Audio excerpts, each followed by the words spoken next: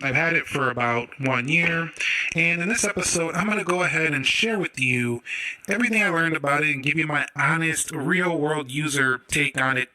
Basically, and people say, Nick, bro, listen, man, does that mean all your other videos were not honest? I'm just going to assume because you said this one was honest, the other ones weren't honest. No. Why I put honest in the title is because I want you to know but this is going to be a little bit more subjective. It's going to be my take on it, and I'm just being honest with you about how I feel about this phone and what I think about this phone 1 year later. I'm not really into the boring, objective, well, this one right here has a dynamic island, a 6.1 inch. I mean, I used to be like that when I first started making videos, but as I've grown into the channel, now I like to share more of a user experience, and as the specs have gotten kind of boring over the years, I kind of just want to share, how what the actual experience is like, because I think it more matters now about the experience than just the specification, because most phones are good. Let's talk about this phone's price point. So the iPhone 14 Pro, $999. There is rumors that this phone is going to increase in the price tag this year, and honestly, I feel like this phone, it feels like $1,000 phone, but it doesn't really feel like it's 100% worth it in the sense of if you paid a full $1,000. And the reason I say that is because, the phone is kind of similar to the iPhone 13 Pro Max, or the 13 Pro and the iPhone 12 Pro. Even it hasn't changed too much. And so I think if you did a trade-in value, got this cheaper on a carrier deal or something, it's a much better deal in that sense.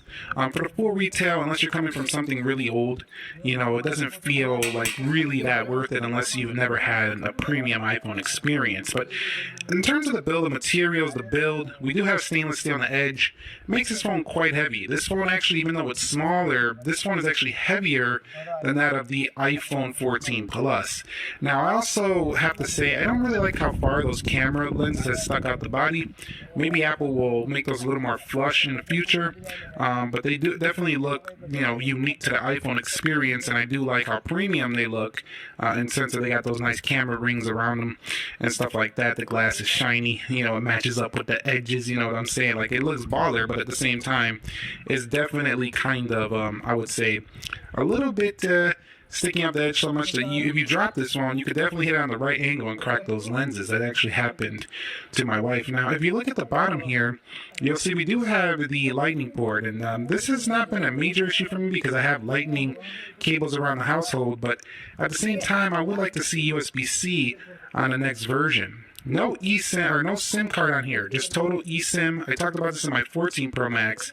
But this has been a headache in terms of switching. Especially if you're coming from a phone that has a SIM card and then you have to set this up and you like to switch between your other phones sometimes. If you were that type of person, this will be annoying. If you're not, it'll just be one headache and then you'll be done with it and you'll be on your way. You'll have the carrier do, the help you out with the eSIM changing and stuff like that. That's actually the 5G antenna right there. Power button right there in that location was pretty good. And overall, I really enjoyed the 13 Pro, so this one wasn't that much different, so I kind of enjoyed this one too. The deep purple is kind of a unique color option, but not my favorite. I just picked this one up because it was the latest color last year. I'm looking for more of a red. I want to see like a product red iPhone. But overall, on the whole, the body of this phone just feels like a premium iPhone that we've been knowing and loving and enjoying for years, but a little bit sharp in the corners, not the most ergonomic feel right here.